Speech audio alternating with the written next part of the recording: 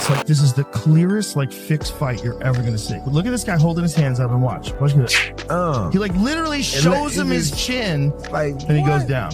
It's so fake. Look at, I mean, he's got nothing. It's like a guy who just learned boxing yesterday. World title in everyone's imagination. That's the heavyweight champ. You were here. Everyone else was here.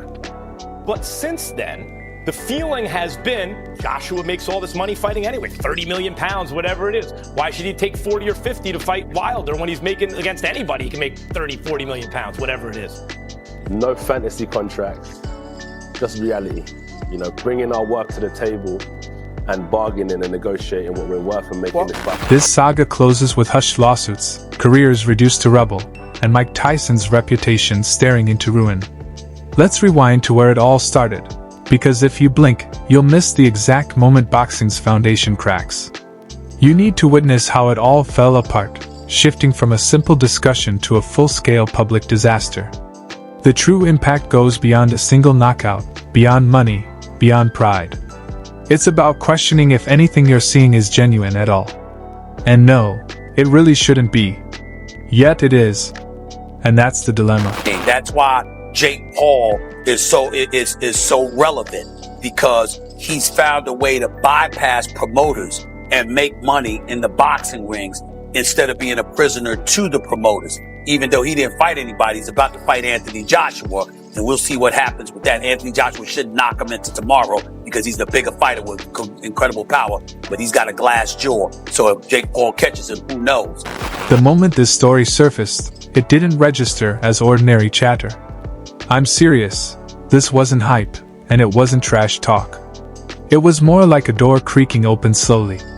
And behind that door was power, influence, and a hint so toxic it could eat away at an entire division. Because when Anthony Joshua speaks calmly, without flair, and drops a line that seems casual but lands like a hammer, that's not noise. That's a warning. And you felt it too. Don't pretend you didn't. Your gut tightened before your brain even caught up. Fighting's not just physical, it's psychological. And when you understand the psychological warfare, I did say to you is that, Jake, what's going to happen?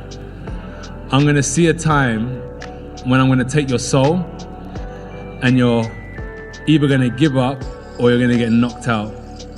And unless you have that instinct, you just will never be a good fighter. So I wish that I could have knocked him out at the start. But as we saw tonight, Jake has spirit. Here's where the story shifts. Because when this surfaced, it didn't announce itself. It slithered in quietly, slipping through the cracks where facades often crumble. And that's what makes it so unnerving. This wasn't someone chasing headlines. This was Mike Tyson, a heavyweight legend, explaining why some fights feel off, why certain doors stay closed, and why money thunders louder than integrity. And don't tell me you can't hear that echo drawing nearer. There's people out there that are going, Jake deserves credit, this is amazing, he's gone 6 rounds with Anthony Joshua. He hasn't gone 6 rounds with Anthony Joshua, he spent 5 rounds on his bloody bike, and the other diving for cover. Come on, let's get real about what happened last night. The dude basically used the greedy to hoodwink the stupid. Fair play to the kid, man. He made 50 million plus. I mean, someone's just sent me a message saying that they did 90 million. Respect. There's people out there saying, oh, he kept getting dropped multiple times and getting up. No, he didn't. Stop lying. No, he didn't. So stop pretending he did. Want the real shock? Here it is. Those in power now think they can dictate outcomes. That a legacy can be drafted, erased, and rewritten at their whim. And when that notion even brushes against a fighter forged through sanctioned pain and earned scars, something snaps. Because fighting isn't just content. The moment you treat it like content, you open the door to chaos. And yes, I'll say it plainly, someone out there believed Anthony Joshua could be managed like a brand. AJ, do you think Jake is on your level whatsoever? No, okay. Respectfully. Because it's clear. If I say yes, I'm going to be lying to myself, and I can't lie to myself. It's not that he can't compete, right. But when you talk about, for example, music, how many albums I've put out, how many mixtapes I've put out, he just hasn't got the body of work I've got in boxing. Gotcha. I can already hear the excuses, the tales of miscommunication, jokes twisted out of context, strategy mistaken for threats. But pay attention to the tone. notice the restraint. Because the calm itself sends a signal. When a man rejects the circus and simply sets a boundary, that speaks louder than any accusation. And here's the uncomfortable truth no one wants to voice. If this offer was made here, who else heard it? Who else nodded? Who else stayed quiet? Because silence is never innocent. Or Jake would have moved around the ring at 100 miles an hour. There's two things I would have done. Tried to shut Jake down at 100 miles an hour, or I would have gone on the back foot. So Jake decided to move around the ring, and I decided to put the pressure on. What I could have done better is a lot of things. 100%. In the fight game, you've seen the amazing fighters that have graced us over the last 100 years, and the expectations that we put on ourselves are. This is where the psychological edge cuts deepest. Because boxing lives on uncertainty, on the idea that once the bell rings, anything is possible. And if you taint that belief, you don't just spoil one fight, you undermine years of trust. Every fan who ever screamed at the screen feels it in the back of their mind. That creeping doubt, that quiet whisper asking if the dice were stacked before the gloves even met. Suing Anthony Joshua. And the reason has everybody side-eyeing this whole situation. From what's being said, Jake is claiming Anthony Joshua went off script. And when I say off script, I mean, there was supposedly a no knockout clause, or at least very specific fight rules, and Joshua hitting Jake so hard that his jaw got dislocated in 2 places was not part of that agreement. Jake's basically saying that punch crossed the line from just boxing into what he's calling malicious intent. From Jake Paul's perspective, the silence said everything. And don't get it twisted, this isn't about hating on crossover money. It's about control. It's about owning the story. It's about someone believing they can choreograph violence like a storyboard. And when that notion meets a fighter who earned their leverage the hard way, their refusal becomes the headline. And yes, that refusal rattled people, because it proves not everyone can be bought. Jake Paul gets knocked out predictably by Anthony Joshua in tonight's fight. Now, I am torn on this fight. When it first started and Joshua was giving it, I'm thinking, oh, here we go again. It's a Tyson fight again. We're talking about 2 fighters who are pretending.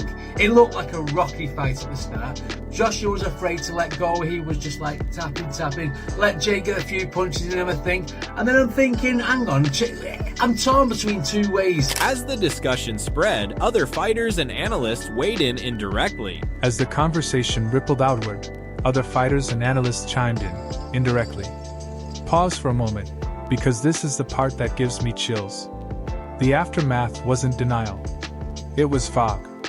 And fog is where speculation thrives, where clips are replayed, where fans start connecting the dots promoters praise stay disconnected. And I'm telling you, there's even more lurking beneath the surface, things left unsaid. Because speaking them aloud would light a fuse nobody could extinguish. Messy. If Jake is really saying this fight was supposed to follow a script, then what does that say about the event, the Vegas crowd, the betting money, all of that? Because that opens up a whole different conversation nobody wants to touch. He's allegedly claiming Anthony Joshua could be on the hook for something like $20 million for violating the rules and going beyond what was agreed upon. But let's be real for a second. This is boxing. People get hit. Jaws get broken. That's literally the risk you take stepping into the ring. You think the split in reactions was random? No, it was tribal. One side wants the spectacle to stay pristine, while the other insists the sport remains sacred. And when those 2 worlds clash, the fallout doesn't arrive with fanfare. It seeps in quietly. In whispered comments, in statements chosen as carefully as footsteps on glass. And that tells you everything you need to know. A section where the 2 parties are going to meet, talk, discuss, have this.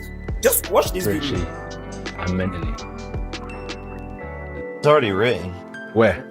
In the history books, brother. In yours, not mine. No, it is. No. You'll see. There's only one God, and God wrote it. You see with Jake, what I learned about Jake is that he's a mental person. This is my observation. Not only the physical aspects of training, but the way he thinks, meditation, breath work. If I can break his soul, and I can break his mentality. Here's a time bomb you're not ready for. Once the notion of a script infiltrates the bloodstream, every punch comes under scrutiny. Every slow round breeds suspicion. Every strategic pause feels calculated. Fans start rewatching fights like detectives on a case. And that isn't entertainment, it's mistrust. And mistrust spreads faster than any promotion could ever imagine. Was he carrying Jake Paul? Was he carrying Jake Paul because of the script with the mentality of knocking him out before time? Or was Joshua not wanting to potentially hurt this guy? Like hurt him. Like, it was throwing single punches, sometimes the odd 1 or 2s. You know what I mean? The first 4 rounds, you're talking like 8 punches to 5 punches. And it was like, I was thinking that there's some sort of script in The ripple effects extended beyond boxing circles. The ripple effects stretched far beyond the boxing world. I keep thinking about what went unsaid, how Anthony Joshua didn't posture, didn't grandstand, didn't milk the moment. And that very restraint makes the implication even heavier. Because men chasing clout don't behave like that. Men who protect lines they refuse to cross do. And if you're feeling uneasy right now, good, because comfort is exactly how this kind of behavior persists. Jake Paul fight script just got leaked and the details are absolutely insane. This script goes back to the initial promotion where he was supposed to fight a super underweight Gervonta Davis. But we now learn this fight was never supposed to happen. The plan was always to fight Anthony Joshua, but they started with a villain arc by positioning him against someone 70 pounds lighter. So when he goes to fight someone heavier instead, he looks like a hero underdog instead of the initial side. That's just the beginning. The script for the actual fight is set up for it to go the distance and Paul to be awarded the win by decision. As a result, this episode also exposed the power imbalance. Let me leave you with another chilling thought. If this was casually suggested to a global star, imagine the pressure on fighters without leverage, without platforms, without any escape. Picture the quiet deals, the subtle nods, the contracts thick with ambiguity, and tell me honestly that none of that exists. Because if you do, you're deceiving yourself.